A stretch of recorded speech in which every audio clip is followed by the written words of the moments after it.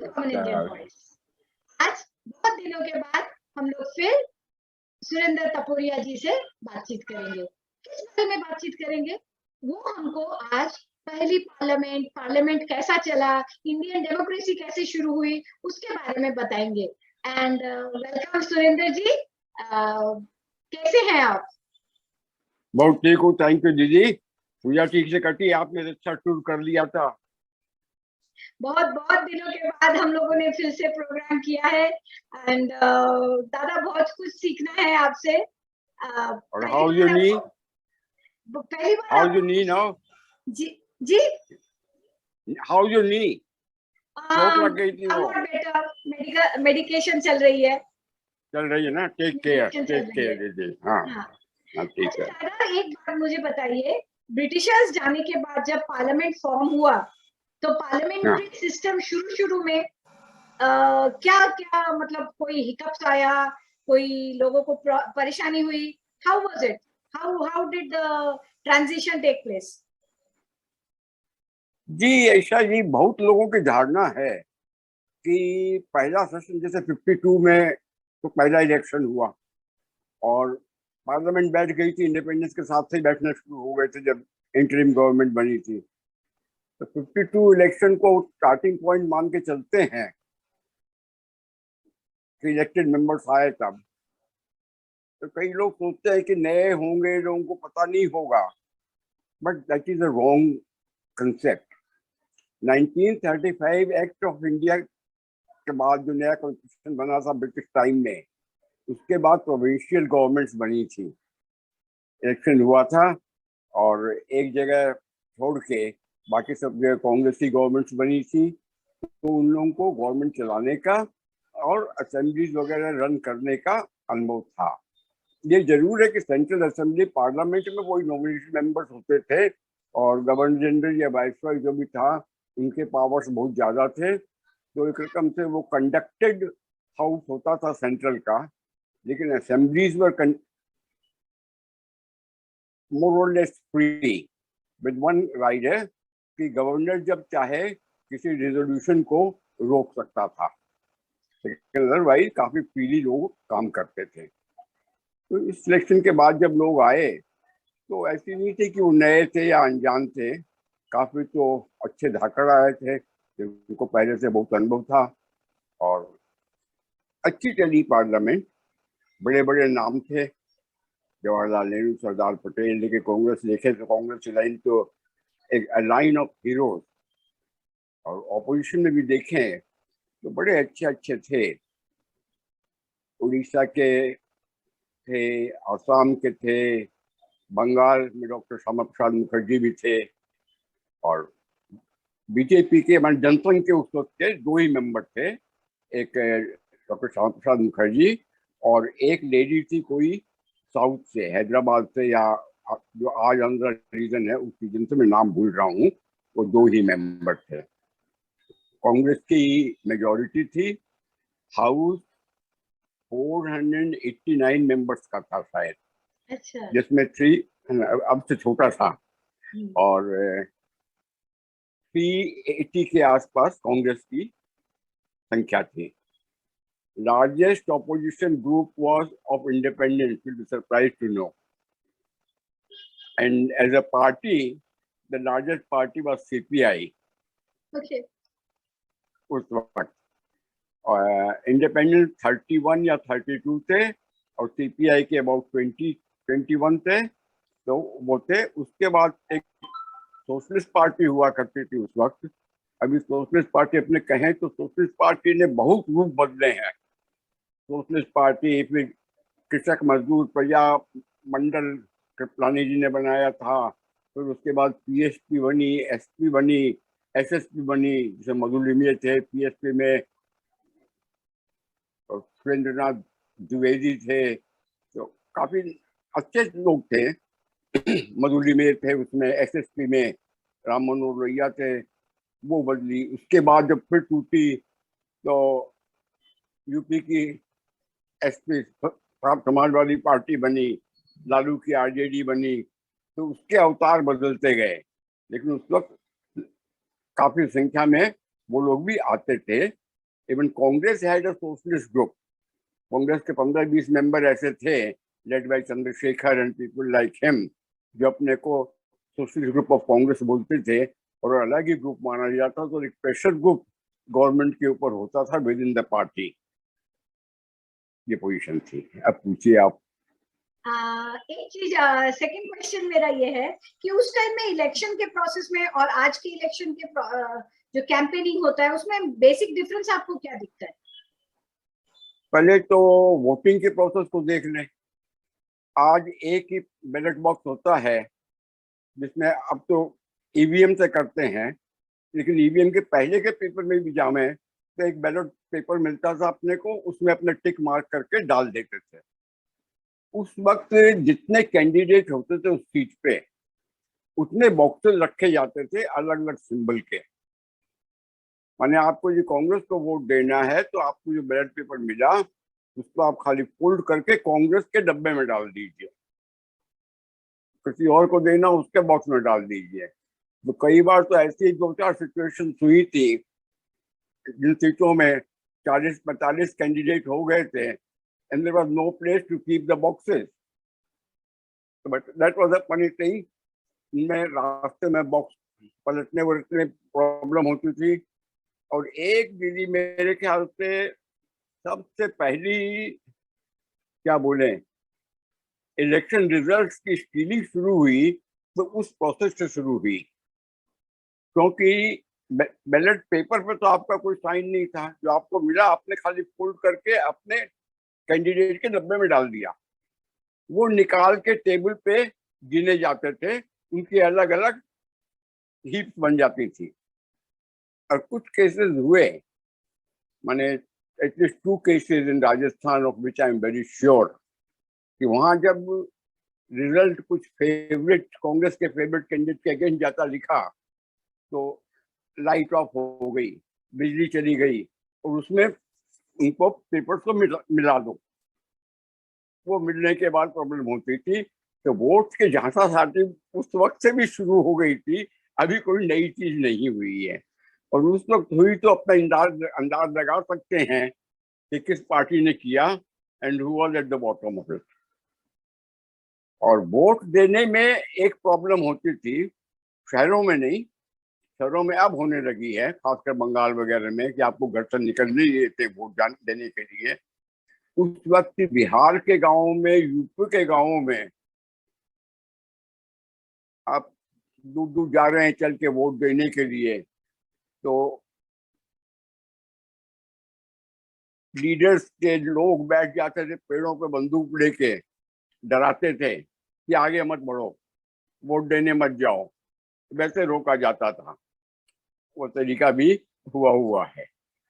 और अब तो हमारे बंगाल में बिल्डिंग सोसाइटी का मेन गेट ही बंद कर देते हैं, बाहर लोग खड़े हो जाते हैं कि आपको जाने की जरूरत नहीं, आपका काम हो जाएगा. तो these are old problems, very old disease in India. How to get over it? अभी तक मेरे समझ में नहीं आ रहा है. यूएसए में अपने देखते हैं कि हफ्ते भर तक वोटिंग चलती है. आप जब भी आपको सुविधा हो जाके वोट डालो. यहाँ वो नहीं कर सकते. वो करेंगे तो कौन 10 आदमी वोटिंग कार्ड ही लेके चले जाएगा और वो करके आ जाएगा, कार्ड इकट्ठे होने शुरू हो जाएंगे. तो यहाँ ऑनेस्टी अपने यहाँ नहीं है वोटिंग पैटर्न में. I am very sorry to say that. और कैसे इसको ठीक किया जाए वो भी मेरे समझ में नहीं आया.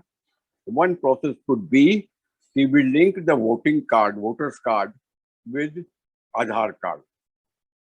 वो यदि हो तो वो करके शायद and register your mobile number. तो आज जब इतने बड़े बैंक ट्रांजेक्शन अपने मोबाइल से कर सकते हैं, then probably we can vote also from mobile.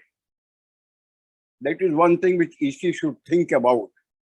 Voter card, Aadhaar card combined with registered phone number. आपके रजिस्टर्ड फोन नंबर से ही आप करेंगे. आज मेरा बैंक अकाउंट में आपके फोन से नहीं ऑपरेट कर सकता. I have to operate only with the registered phone number. Similarly, voting card के भी उसी तरह का रजिस्टर्ड हो तो एक बहुत बड़ी प्रॉब्लम और इलेक्शन का खर्चा, ये जो बदमाशियां होती हैं, इतनी बड़ी सीआरपीएफ लगानी पड़ती है, इन सब से बचा जा सकता है. बट मैं सॉरी मैं डाइवर्ट कर गया अपने बात, 52 की कर रहे थे, मैं आ गया, I am sorry for that. ये भी this is it's a fact. मतलब राइट फ्रॉम द बिगिनिंग, जब से हमारी आजादी हुई है, रिगिंग तो चलती ही रहती है। Rigging is very old, rigging is nothing new, and it's high time. मतलब मेरा क्या कहना है कि अगर पॉलिटिकल पार्टीज अपना काम ठीक से करेंगे ना, तो फिर ये सब बेईमानी करने की जरूरत नहीं पड़ती है ना। तो वो तो टिकते नहीं है उसमें। लेकिन काम कहाँ होता है दीदी? अभी देखिए यूपी के इलेक्शन की तैयारी चल रही है, माने एक रकम से कैंपेनिंग शुरू हो गई यूपी में, लेकिन काम की बात हो रही है क्या? You must have seen some statements by Akhilesh.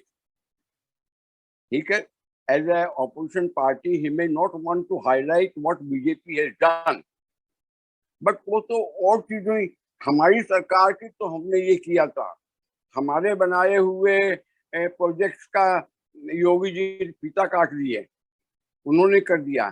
तो उनकी सरकार कोई नहीं है अलग, और योगी जी की अलग नहीं है। Government of UP is one, government of India is one. उसको चलाने वाले चेंज हो जाते हैं 5 वर्ष में इलेक्शन के बाद, नहीं भी हो, बट कंटिन्यूटी रिमेन। आज दिल्ली में आपने देखा होगा, मोदी जी कई स्कीम को लेके कांग्रेस वाले, ये तो हमारी स्कीम थी, इसको नाम बदल के कर दिया। तो आप स्कीम का नाम दे दो, शुरू कर दो, लेकिन उसको आगे नहीं बढ़ाओ। तो it's a project of the government, and any continuing government wants to continue it and with more vigor. It is not somebody else's project. जो कंप्लीट कर रहा है, जो काम कर रहा है, उसकी प्रोजेक्ट गिनी जाएगी लोगों की नजर में। यहाँ अपने स्टेटमेंट कुछ भी दे दें, अखबार कुछ भी छाप दें, लेकिन लोगों के मन में वो असर नहीं पड़ता है। किसने किया वो लोग अच्छे से जानते हैं। एकदम सच बोला आपने, लोगों को पता है क्या करना है क्या नहीं करना। पहले जैसा नहीं है कि जो बोल दिया वही करेंगे। अब लोग अपना दिमाग भी इस्तेमाल करते हैं, देखते भी है ग्राउंड लेवल पे काम क्या हो रहा है। सेकंड, इसके बाद वाला क्वेश्चन मुझे जो आपसे पूछना है वो है कि पार्लियामेंट के जो मेंबर्स थे उनमें क्या डिफरेंस दिख रहा है आपको, उस टाइम के पार्लियामेंट के मेंबर्स और इस अभी के पार्लियामेंट के मेंबर्स? हम लोग बहुत कुछ सुनते हैं कि they were very gentleman like, they respected each other, उसमें और आज बोले सिर्फ और सिर्फ गुंडागर्दी दिखता है। तो उस पे कुछ बोलिए। देखिए, मैं तो फोर्थ पार्लियामेंट में था, उसके पहले 3 पार्लियामेंट हो गई थी, लेकिन फोर्थ में भी झलक दिखती थी कि ऐसे काफी मेंबर्स थे, और मोस्टली कांग्रेस के, उसमें आई मस्ट एडमिट, जो पहले इंडिपेंडेंस लड़ाई में काम किए होंगे या कुछ और काम करते, उन लोगों में सेवा भावना थी। और 67 में भी मैंने ऐसे एमपी देखे थे जो ड्यूरिंग वेकेशन अपना साउथ एवेन्यू नॉर्थ एवेन्यू का जो फ्लैट मिलता था वो वापस CPWD को दे के जाते थे, क्योंकि 2 महीने के गैप का 70 रुपया महीना किराया लगता था एक फ्लैट का, लेकिन वो भी 2 महीने का वो अफोर्ड नहीं करते थे या नहीं देना चाहते थे। फ्लैट दे के जाते थे और आके ले लेते थे दोबारा, और CPWD जो फर्नीचर देती थी उसी में वो संतुष्ट थे। ये नहीं है कि आजकल जो करोड़ों करोड़ रुपए के हाउस रिनोवेशन हो रहे हैं मिनिस्टरों के, वो वैसे पहले कभी नहीं देखते थे। और इनफैक्ट इन दिनों तो मैं जो कुछ तस्वीरें देखता हूँ मिनिस्टरों के घरों की और की MP के घरों की, मुझे लगता है कि शायद मैं 7-8 साल से दिल्ली गया नहीं, अब की नेक्स्ट जब भी जाऊंगा जाके देखूंगा, हो सकता है मकानों की काया पलट हो गई है।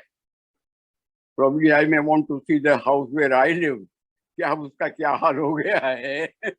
तो भी स्टैंडर्ड जरूर सुधरा है, and even though flats in south Avenue and north Avenue 3 years back Modi ji had renovated them to in a beautiful condition। सब फ्लैट्स की साइज बड़ी कर दी गई थी, एक स्टोरी बढ़ा के और लिफ्ट लगा के बड़ा अच्छा कर दिया गया था। और सेकंड जो आपने क्वेश्चन पूछा उसका पार्ट है बिहेवियर कैसा था, जैसे आजकल हम मैंने कहा कि फ्लैट खाली कर देते थे के अंदर झगड़े, ड्यूरिंग द ऑफ पीरियड, उसी तरह जाके चिल्ला चिल्ली के मामले में बहुत लेके थे और धमकाना, कपड़े पहले भी ऐसे बिहेवियर होता था। आज के पार्लियामेंट में मेरे ख्याल से दीदी 2-3 चीज शुरू करूंगा है। पहले तो स्पीकर पे आई है, पेंट वाले कम थे, स्पीकर और उनका सिस्टम धोती क्या चूड़ीदार बहुत अच्छा था। ये अलीगढ़ी पायजामा स्पीकर और राजीव गांधी के बाद से आए हैं। पहले वो कोई उनको तो जल्दी से वायलेट वाले पहनते थे और नहीं पहनते थे पजामा, कोई कोशिश भी करता था या तो पैंट स्पीकर या तो अलाउ वो पोशाक थी। और जैसे आप सादे थे स्पीकर तो हाथ जोड़ के बोलते रहते हैं मान्यवर दीदी, ऐसा भी है मान्यवर महोदय, मान्यवर जैसे हम लोग पार्टी वगैरह को लोग समझते थे कि नाम लेके पुकारता था, नॉट इवन विक्टर और प्रिंसेस की पार्टी है, पैसे हैं टापुरिया। तो काफी लोग वो संजीवा रेड्डी थे हमारे वक्त में भी आते थे, तो वहाँ लोगों के नाम सीतारमैया और किसी पार्टी AIA 5 महीने बाद वापस मेरा भी टापुरिया IAS मोटा खाता शायद बोलते थे किसी ने किसी के साथ। तो मैंने एक दिन कहा सर मेरा नाम ऐसे प्रोनाउंस होता है, ये खाली एंग्लिसाइज्ड वर्जन है। So what? You understand I am calling you, I know who I am calling, so what pronunciation matter? And the subject ended there. इस तरह था। और चिल्ला चिल्ली की बात, I remember in those 4 years, house was adjourned only once for हल्ला गुल्ला। Dr. Ram Manohar Lohia during question hour had rush of blood और जरा पुल बोलने लग गए थे, एंड शायद 5-4 सेंटेंस ही बोले होंगे कि speaker immediately adjourn the house. वो होते ही हाउस एडजर्न हुआ, 10 मिनट 15 मिनट बाद वापस जब मिले तब तो लोगों का मूड शांत हो गया था। यहाँ अभी देर मेरे ख्याल से जो हो रही है, अपने उसको पीक में बढ़ जाने देते हैं, तो वो 15 मिनट 20 मिनट आधी घंटा बिगड़ी वो तो बिगड़ी, और उसके बाद जब आप टेम्पो हाई कर देते हैं तो उसको वापस नॉर्मल लाने में भी टाइम लगता है। या तो हाथों हाथ रोकिए और या मत रोकिए। अब आप आधी घंटा हल्ला होने के बाद हाउस एडजर्न करते हैं, या तो उसके बजाय एक दिन एडजर्न मत कीजिए, काम जैसा भी कम बेसी होता रहे, चलने दीजिए, उनको अपना गला तो खराब करने दीजिए। वो जब थकने लगते हैं उस टाइम आप एडजर्न करके उनको रेस्ट दे देते हैं कि जाओ पानी पी लो, गला ठीक करो। तो instead of punishing them you are giving them a relief. तो या तो 2 मिनट में रोको और या 2-4 घंटे चलने दो। That's how I think. If I were a speaker, I would have done that. तो जो स्पीकर का कह रहा था, स्पीकर तो वेरी स्ट्रिक्ट और कभी इस तरह नहीं हुआ। और हाउस को लंबा चलाना करना भी एक बड़े कायदे से होता था। फिलिबस्टरिंग अपने पढ़ते हैं अमेरिका के बारे में, यहाँ भी फिलिबस्टरिंग हुई। एक दिन लंच के बाद मीट हुआ हाउस, तो खबर आई कि अशोका रोड सरदार पटेल चौक के पास कोई झड़प हुई थी और उसमें एक आदमी मारा गया। तो इमीडिएटली वो खबर आते ही opposition wanted an adjournment motion. Adjournment motion में वोटिंग होती है और लंच के बाद सब लोग आए नहीं थे, कांग्रेस के अटेंडेंस और कम थी। तो 1-1.5 घंटे तक एक मिनिस्टर, दूसरा मिनिस्टर, तीसरा मेंबर, चौथा मेंबर बोल के टाइम निकाल दिए, जब तक फोन करके लोगों को बुला लिया गया और स्ट्रेंथ हो गया तो बोले अब कर लो। तो that was a decent matter, intelligent matter. अब तो हल्ला गुल्ला करके तुमको नहीं बोलने देंगे, हाउस एडजर्न करा दो, तब तक ना आप बुला लीजिए, अपनी संख्या भी बढ़ानी है। वहाँ हाउस चलता रहा, बात होती रही, कम से कम 30 आदमी बोले होंगे, बोले बेकार की बात नहीं, but they filled up the time and you could stop them because they were talking on the subject. Repetition हो रहा था, तो ये चीजें बड़ी अच्छी होती थी और अच्छे लगते थे। क्वेश्चन आवर्स जो स्ट्रिक्ट नियम था, वो नियम हमेशा फॉलो होता था, जिसका नाम है क्वेश्चन में he could ask question and supplementary. बाकी जो 2-3 लोग और हैं उनके नाम है, उनको क्वेश्चन की टाइम मिलती थी। बाकी जो लोग अपना हाथ उठाते हैं उनमें से देख के स्पीकर जिनको बुला ले, अबाउट 7 to 10 मिनट्स क्वेश्चन करते थे, तो 7-8 क्वेश्चन 1 घंटे में हो जाते थे। एक बहुत बड़ी अच्छी प्रथा थी, वो अब हट गई है क्या है पता नहीं, लेकिन लास्ट 2-3 पार्लियामेंट से मैं नहीं देख रहा हूँ, मे बी फ्रॉम मोर जो टीवी पे देखता हूँ। एक होता था पहले कॉलिंग अटेंशन नोटिस कि आफ्टर क्वेश्चन आवर एक सब्जेक्ट पे ऑफ अर्जेंट इंपॉर्टेंस जो लास्ट 24 घंटे 48 घंटे में हो, उस पर आप नोटिस दे के एक मिनिस्टर को फोर्स कर सकते थे ब्रीफ रिप्लाई देने के लिए। And not more than 4 people या 5 पीपल, मेरे को याद नहीं है, could be a signatory to that notice and only they could ask questions and minister had to reply। और वो कॉलिंग अटेंशन बहुत इंपॉर्टेंट गिना जाता था, प्राय रोज ही कोई ना कोई विषय हो जाता था। लेकिन आजकल लास्ट 3-4 पार्लियामेंट में वो नहीं देख रहा हूँ, वो हट गया है नहीं। I don't have the latest rule book, so I can't say, but that was a very good instrument। Another instrument which we had in those days, अभी भी है, but is not being used। आजकल question होता है, minister के reply से यदि अपने सेटिस्फाइड नहीं है, हल्ला गुल्ला शुरू हो जाता है, अगेन लीडिंग टू एडजर्नमेंट और डिसरप्शन। एक प्रोविजन है कि यदि आप सेटिस्फाइड नहीं हो and if you want prolong discussion, तो एक हाफ एन आवर के लिए एक नोटिस फॉर शॉर्ट डिस्कशन, ऐसा कुछ वर्ड था उसका, you could give, which speaker would force the minister to accept।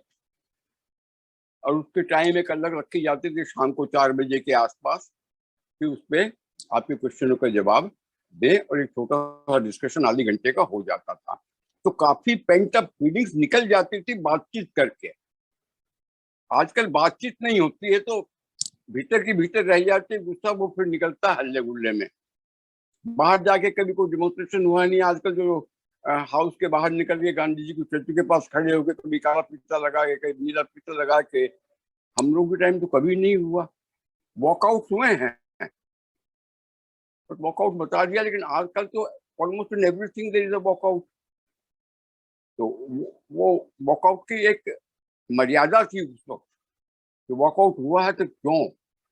पहले कहते थे वॉकआउट होंगे, तब तक में कोई ना कोई ट्रेजरी बेंच का आके आपके पास, ऑपोजिशन बेंचेस में आके आपके पास बैठकर लीडर से सलाह करने लगता था कि क्या चीजें क्यों वॉकआउट करना चाहते हो, and to try to pacify. और वो नहीं हो तो करो, तो होता था। अब तो एक सॉर्ट ऑफ हर एक चीज में कंसंट्रेशन है कि ऑपोजिशन ने कह दिया हम नहीं मानेंगे, या गवर्नमेंट ने कह दिया हम ऑपोजिशन हम नहीं मांगेंगे। तो opposition is different to concentration. Today there is no opposition नहीं है, इनफैक्ट कंसंट्रेशन है। कि अच्छी चीज हो उसको भी ना करना है, खराब को तो ना करना ही है, कोई बात ही नहीं है। तो ये एक बहुत बड़ा फर्क और है। थैंक यू दादा। नेक्स्ट वीक फिर से हम लोग आएंगे, एंड नेक्स्ट वीक मैं चाहती हूँ कि मैं ना कुछ और छोटे छोटे पॉइंट्स, जैसे लॉ मेकिंग की प्रोसेस मैंने देखा है बच्चों को भी पढ़ाते टाइम कि लॉ मेकिंग का ना बहुत ज्यादा लोगों को मालूम नहीं रहता है, and they are not able to understand कि कैसे बिल पास होते हैं, कैसे प्रपोजल होता है। तो नेक्स्ट वीक हम लोग उसको डिस्कस करेंगे, एंड फिर मैं इमरजेंसी डिस्कस करना चाहती हूँ। So thank you so much. Thank you जी, thank you very very much। So एक वीक के बाद श्रोता हम लोग फिर से वापस आएंगे, ज्यादा आंसर देंगे, एंड मैं क्वेश्चन करूंगी, एंड आप लोगों का कोई क्वेश्चन होगा तो प्लीज आप लोग क्वेश्चन पूछ लीजिएगा। Any type of questions related to the parliament, to law making, to anything that you want to know, please let us know. अगर आपको अच्छा लगा लाइक कीजिए, शेयर कीजिए, कमेंट्स कीजिए, एंड सब्सक्राइब जरूर कीजिए। सब्सक्राइब जरूर कीजिए। ये रिक्वेस्ट आप कर सकती हैं कि जैसे सब्जेक्ट आपने बता दिए नेक्स्ट 2 टाइम के, उनके क्वेश्चन हो तो पहले आपको भेज दें, चाहे ड्यूरिंग डिबेट, जब वो सुने उसके बाद भेज दें, तो next time we can cover those questions. Right. आज का ये जो अपलोड हो रहा है, इसके नीचे आप लोग अपना क्वेश्चंस लिख लीजिए, मैं वो क्वेश्चंस दादा को दे दूंगी, एंड दादा खुद भी देख लेंगे, एंड आप लोगों के आंसर्स हम देंगे। And I think working of the parliament, understanding parliamentary democracy is very necessary, क्योंकि बहुत सारे ना मैं देखती हूँ कि there is an ignorance, so इसीलिए मैंने ये शुरू किया है। सीरीज होगा, आप लोग अपना क्वेश्चन जरूर दीजिए। नमस्कार दादा, एंड थैंक यू। नमस्ते दीदी, thank you. Wishing you a happy Diwali. Happy Diwali everyone. Happy Diwali. Diwali की ढेर सारी शुभकामनाएं, एंड प्लीज सब्सक्राइब जरूर कीजिए। Thank you. Correct. Thank you.